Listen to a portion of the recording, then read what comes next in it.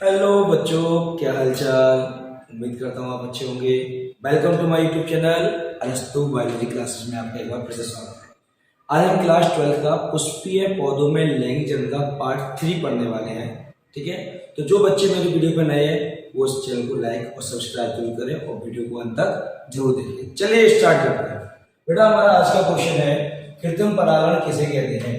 कौन सा परागण पूछा बेटा? कृत्रिम। इससे पहले हमने पढ़ा था परागण की परिभाषा, इसमें हमने कहा था पराग कणों का पराग कोश से बेटा कहाँ पहुंचना, वर्तिकाग्र पर पहुंचना क्या कहलाता है? परागण कहलाता है। यहाँ बात कर रहे हैं बेटा कौन सा क्वेश्चन है हमारा? कृत्रिम परागण। बेटा कृत्रिम परागण का मतलब होता है बेटा जिसमें मानव क्या करे, हस्तक्षेप करना स्टार्ट करते हैं। ठीक है, तो हमने क्या लिखा बेटा इसमें? वह विधि जिसके द्वारा मनुष्य, कौन बेटा? मनुष्य यानी हम। ठीक है बेटा, अपनी इच्छा अनुसार पादपों को तैयार करने के लिए कैसे पौधे तैयार करना चाहते हैं? अपनी मर्जी के बहुत अच्छे पुष्पों वाले पौधों को प्राप्त करना चाहते हैं, तो उसके लिए अपनी मर्जी के पराग कणों को यानी नर भाग को, पराग कण माने बेटा नर युग्मक को वर्तिकाग्र माने मादा भाग तक पहुंचाते हैं और परागण कराता है। उसे क्या कहते हैं बेटा? कृत्रिम परागण। ठीक है, फिर से देखिएगा, वह विधि इसके द्वारा मनुष्य अपनी इच्छा अनुसार पादपों को तैयार करने के लिए अपनी मर्जी के पराग कणों को कहाँ पहुंचाता है बेटा? वर्तिकाग्र पर पहुंचाकर परागण कराता है। उसे क्या कहते हैं? उसे कृत्रिम परागण है बेटा। आसान परिभाषा। आजकल इस प्रकार के परागण में इच्छित गुण वाले पौधों की नस्ल को तैयार किया जा रहा है और हमारे देश में बेटा कृत्रिम परागण के कारण ही हरित क्रांति का विकास हुआ है। ठीक है, उदाहरण के लिए गेहूं, धान, मक्का आदि। ओके, ये था बेटा हमारा क्वेश्चन। इसके बाद आता है हम अगले प्रश्न की तरफ। ठीक है, बंच और एक्सप्लेनेशन है बेटा, जल्दी जल्दी हम क्वेश्चन करने वाले हैं इसमें आपके लिए। परागण और निषेचन में अंतर लिखिए बेटा। इस पर आप कर लीजिए 2024 सबसे महत्वपूर्ण प्रश्न है बेटा स्पर्श का आने वाले बोर्ड क्लासेस का। ठीक है, क्या क्वेश्चन है बेटा? परागण निषेचन में अंतर लिखिए। बिल्कुल इसके आने के चांसेस है बेटा पूरे पूरे।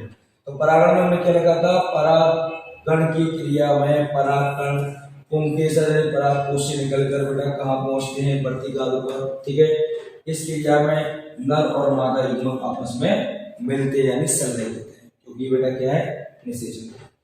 इस क्रिया के अंत में बेटा क्या बनते हैं? दो नर युग्मक बनते हैं। ठीक है बेटा, और इस क्रिया के अंत में बेटा नर और मादा मिलकर क्या बनाते हैं? युग्मनज यानी जायगोट बनता है। इस क्रिया में अगुणित कोशिका भाग लेती है बेटा। नर कोशिका और मादा कोशिका क्या होती है बेटा? अगुणित होती है, जबकि इस क्रिया में अगुणित कोशिका नर और मादा मिलकर क्या बनाती है बेटा?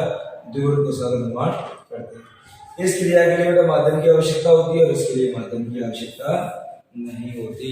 समझे बेटा, इसके लिए माध्यम की आवश्यकता है कि परागण में हमारा क्या आता है बेटा? परागण में आता है बेटा हमारा क्या?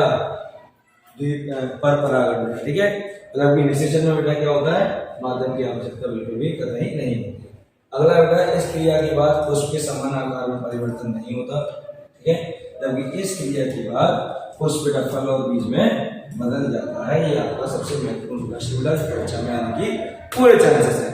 इसके बाद बेटा अगला क्वेश्चन आगे बढ़ते बेटा अगले प्रश्न की तरफ। अगला प्रश्न हमारा ये भी आईएमपी क्वेश्चन लगा लीजिए बेटा, लघु बीजाणु जनन किसे कहते हैं? बहुत अच्छा क्वेश्चन है बेटा हमारा, लघु बीजाणु जनन। देखिए बेटा आईएमपी लगा लो, 2024 लगा लीजिए। ठीक है, क्या है बेटा? कहानी समझिए। लघु बीजाणु जनन, जनन का मतलब होता है बेटा निर्माण। ठीक है, इसका लघु बीजाणु, लघु बीजाणु माने बेटा परागकण। अच्छा भाई, परागकण कहाँ बनते हैं बेटा? मैं कह दिया परागकोश में। कहाँ बनते हैं बेटा? परागकोश में। तो पहले आंसर क्या लिखा?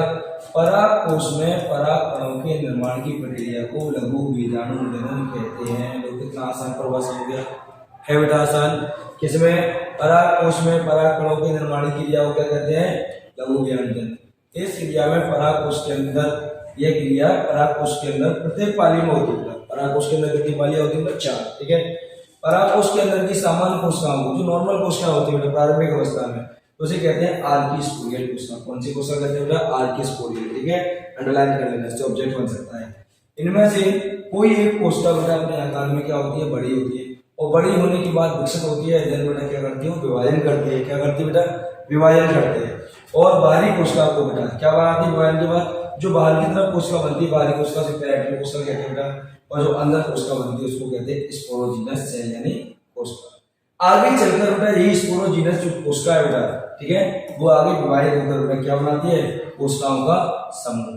और उस समूह में होता है अर्धसूत्री वाहन, क्योंकि जनन कोशिका में कौन सा वाहन होता है बेटा, अर्धसूत्री, जिसे 4 अगुणित परागकण का निर्माण होते हैं। इसी को हम परागकणों को क्या कहते हैं बेटा, इस परागकणों को कहते हैं लघु बीजाणु, और जहां ये बन रहे हैं उसे कहते हैं लघु बीजाणु जनन।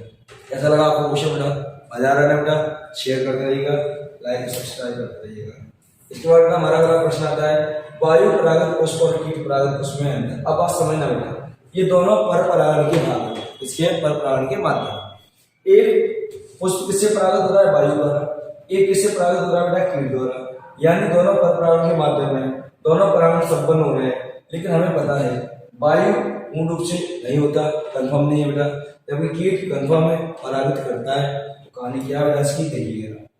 पहले बात करते हैं बेटा वायु परागित पुष्प की, इसकी बात करेंगे बेटा हम वायु परागित पुष्प की, ठीक है बेटा। देखिए पहला पॉइंट हमारा इसमें बेटा वायु परागित पुष्प, तो यानी वायु के द्वारा, ठीक है बेटा, होने वाला पराग।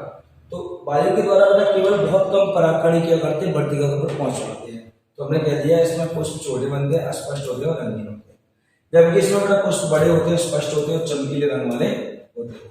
इसके पुष्प बेटा गंधहीन होते हैं, गंधहीन का मतलब इसमें किसी प्रकार की कोई भी सुगंध नहीं होती, जबकि इसमें पुष्प बेटा कैसे होते हैं, गंधयुक्त होते हैं। इसकी अलग अलग प्रकार की पुष्प होगी, अलग अलग प्रकार की फ्यूम होती है। इनमें बाह्यदल दल या तो बेटा बहुत छोटे होते हैं या फिर होते ही नहीं है, उपस्थित होते हैं, जबकि इनमें क्या होता है बेटा, बाह्यदल दल स्पष्ट और बड़े होते हैं, जिससे पुष्प कैसा होता है, आकर्षक होता है। इसके परागकण बेटा हल्के होते हैं, सूखे होते हैं और अधिक संख्या में होते हैं, ताकि हवा चलने पर उड़ सके बेटा, ठीक है। जबकि इसके परागकण भारी, चिपचिपे और संख्या में कम होते हैं। ये तभी अगले पौधे पर पहुंचेंगे जब कोई कीट इस पर बैठकर इसका रस चूसने के लिए बैठेगा और परागकणों से चिपक जाएंगे, फिर वो दूसरे पुष्प की बढ़ती अगर पहुंचेगा वहां जाके वो जड़ जाएगा। इनके लिए परागकोश बेटा बाहर निकले रहते हैं ताकि हवा चले पर उड़ सके। इनके परागकोश अंदर होते हैं, जब तक कीट उसके अंदर मुंह डाल के बेटा उसको ऊपर बैठेगा नहीं प्रॉपर तरीके से, उसको चिपकेगा नहीं, ठीक है बेटा। तो ये हो गया बेटा हमारा क्वेश्चन कीट और वायु परागित।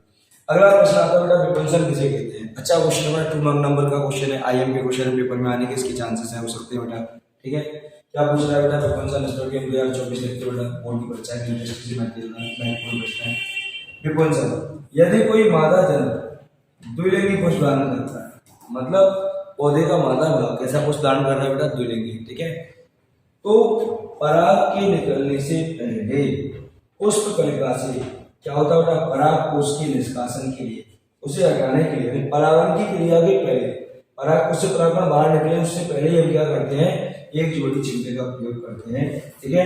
अर्थात पुष्पीय पौधों से पराग कोश को निकाल दिया जाता है, उस क्रिया को हम क्या करते हैं बेटा, विपुंसन। अब चूंकि पराग कोश बहुत छोटे होते हैं इसलिए बेटा हम चिमटी का इस्तेमाल करते हैं ताकि वो आसानी से अलग हो सके।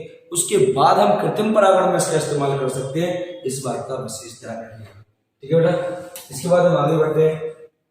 अगला प्रश्न हमारा बेटा क्या, परागकण की वृद्धि में टैपेटम की क्या भूमिका है। तो क्या पूछा रहा है हमसे, परागकण की वृद्धि में किसकी भूमिका पूछी जा रही है, टैपेटम की। ये भी बेटा बहुत अच्छा क्वेश्चन है, सालों में आ चुका है बेटा, ठीक है। और कई बार ऑब्जेक्ट ज्यादा बनते हैं टैपेटम। हम जानते हैं टैपेटम का काम होता है पोषण देना। क्या होता है बेटा, पोषण देना, ठीक है।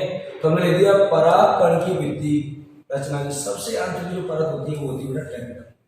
परागकण में जो वृद्धि की आंतरिक टैपेटम है, इसका काम होता था विकासशील परागकणों को पोषण देना, ऑब्जेक्ट बन गया बेटा, ठीक है।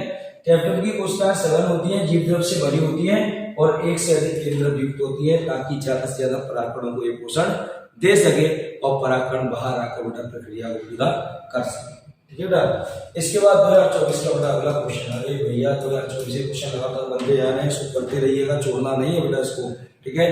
अगला प्रश्न बेटा हमारा कौन सा है, द्विनिषेचन किसे कहते हैं, डबल फर्टिलाइजेशन किसे कहते हैं। इसको समझने के लिए बेटा हम क्या करते हैं, हम एक बीजांड की संरचना का छोटा सा रिट्रो डायग्राम बनाते हैं, छोटा सा समझने के लिए केवल बेटा, ठीक है। हमें पता है बेटा इस पूरे डायग्राम में 2 नवीनतम भाग लेते हैं बेटा निषेचन के लिए, ठीक है। हमें पता है इसके भ्रूणकोश में तो सहायक कोशिका, खंड कोशिका होती है, 3 एंटीपोडल कोशिका होती है, द्वितीय केंद्र होता है। तो कहानी बेटा यहाँ से शुरू होती है। अगर एक नवयुग्मक बेटा अन्य कोशिका से क्रिया करेगा तो हमें पता है बेटा पहले भ्रूण बनेगा, पहले जायगोट बनेगा बेटा, क्या बनेगा, जायगोट, और जायगोट से भ्रूण और भ्रूण से बनेगा बेटा क्या, बीज। लेकिन इस बीज को बनने के लिए बेटा, किसको बनने के लिए, इस बीज को बनने के लिए बेटा क्या चाहिए, पोषण। पोषण कहां से मिलेगा, तो दूसरा नवयुग्मक द्वितीय केंद्र से क्रिया करता है, जो पहले से द्वितीय है एक और केंद्रक मिल गया, त्रिगुणित हो गया। अब ये त्रिगुणित जो केंद्रक है बेटा, त्रिगुणित केंद्रक जो है वो क्या बनाता है बेटा, वो बनाता है आपका क्या क्या बनाता है, भ्रूण कोष, यानी इस भ्रूण को पोषण देने का भाग बनाता है। ठीक है, तो इसका मतलब दोनों नरयुग्मक इस क्रिया में भाग ले रहे हैं, तो बेटा उसे हम क्या कहते हैं, द्विनिषेचन यानी डबल फर्टिलाइजेशन। चलिए देखते हैं कैसे इस क्रिया को बेटा क्या करेंगे, पूरा करेंगे। पुष्पीय पौधों की परागरेखा में प्रजनन कोशिकाओं से कितने नरयुग्मक निकलते हैं, दो। ये लिख दिया अपन ने भैया, दो नरयुग्मक का निर्माण होता है। निषेचन के दौरान एक नरयुग्मक मादा युग्मक से संयोग करके बेटा युग्मनज यानी जाइगोट बनाता है। ठीक है, और जबकि दूसरा नरयुग्मक जो है वो द्वितीय केंद्रक के सहयोग करके बेटा क्या बनाता है, त्रिगुणित केंद्रक बनाता है, और जो बाद में बेटा भ्रूण कोष का निर्माण करता है। पहले ये भ्रूण कोष होता है, बाद में बेटा बन जाता है पोषण देने वाला कोष। इस प्रकार दोनों नरयुग्मक इस क्रिया में भाग लेते हैं। इस क्रिया को हम क्या कहते हैं बेटा, द्विनिषेचन कहते हैं। ठीक है बेटा, अगर मेरी वीडियो पसंद आती है बेटा इसको लाइक सब्सक्राइब करते रहिएगा, ताकि मैं आपको अच्छी से अच्छी वीडियो बेटा आपके सामने दे सकूं। अब आता है बेटा हमारा महत्व, क्या आ गया बेटा, महत्व।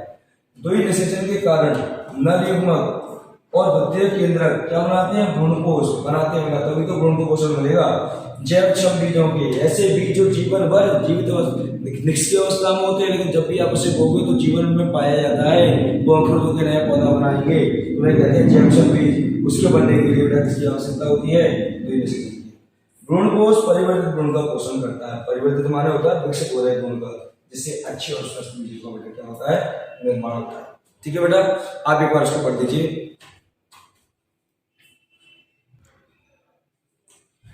आई होप आपने इसको अच्छे से पढ़ लिया होगा बेटा। आज के लिए इस वीडियो में बेटा इतना ही।